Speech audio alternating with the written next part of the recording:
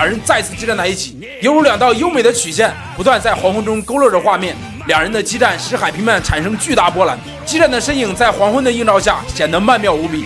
17号一拳击中悟空的腹部，犹如排球一般，不断朝上击打悟空，重重一拳将悟空打进云层之中。看来超二状态已经无法战胜17号。悟空极力提气变身超蓝，看到超蓝的形态，17号惊讶不已。悟空准备发出自己的大绝龟派气功，17号使出防护罩，单手抵挡他的攻击。悟空增强力量，大绝在17号身边爆炸，但是丝毫没有伤害到他。突然出来朝悟空打出一拳，顿时闪电雷鸣，悟空极力嘶吼，空气都无法承受这么强的气场，剧烈爆炸。两人朝地面飞行，不断激战，以极强的力量冲进海里，飞出来停在半空中。为了保护岛屿，停止了打斗，但是他们都未曾使出全力。看来17号的力量不容小觑，竟然可以和被维斯指导过的悟空不相上下。悟空想邀请17号参加宇宙武道大会，但是他根本不想参加。没办法，悟空告诉他实情，这次比赛非比寻常，一旦输了，宇宙都会消失。虽然结果恐怖，但对于佛系的17号来说无所谓，大家一起消失很公平。这套理论让悟空有些惊讶，而从宇宙中又来了一伙偷猎者，看来又有一场激战等着17号。自己的宇宙遇到了巨大危机，最亲爱的人都可能无法保护。他找到自己的比克爸爸，诚心要进行一番艰苦修炼，但是悟饭的实力真的不堪一击，几招下去就被击中。而在悟饭来之前，悟空已经找过比克，他想让比克好好训练悟饭，他早已准备好仙豆，看来这次训练势必艰苦。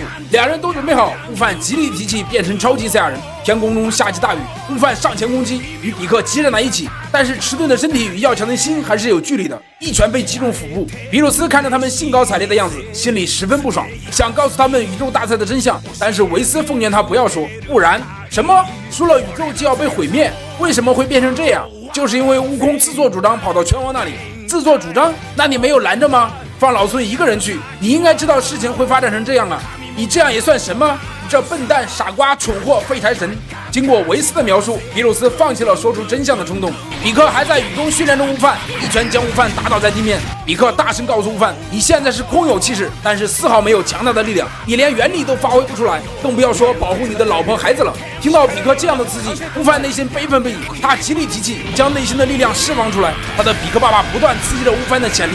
第6宇宙的凯贝之前被贝吉塔调教过之后，也可以变身超级赛亚人，他来请队长出山，但是队长的脚早已残废。队长极力推荐卡利弗拉参战，她可是女版超级赛亚人。比克脱下衣帽与披风，打算正式收拾悟饭。悟饭看到比克爸爸都认真了，自己也开始提气，两人发动攻击，火花四溅，闪电雷鸣，再次激战在一起。眼看被比克打飞了，又突然出现在自己身后，比克手指一滑，地面出现一条巨大的裂缝。认真后的比克实力果然很强，他伸出双手将悟饭紧紧缠住。悟饭不敢相信比克爸爸竟然这么强，一会儿的功夫，悟饭已经没有了气息。比克见状收起了神通，将悟饭再次激活。比克带着悟饭回忆起以前的时光，当年老教王神开发出悟饭的潜力，实力非常之强，那时候才是一个战士应有的样子。再次成为战士吧悟饭，不管对手是谁都全力一战。比克爸爸的鸡血彻底让悟饭内心的小宇宙爆发，而变身超级赛亚人的悟饭并不是他的极限。比克不断刺激他极力提气，终于突破了极限，达到自己的巅峰状态。两人再次开战，比克使出残像拳，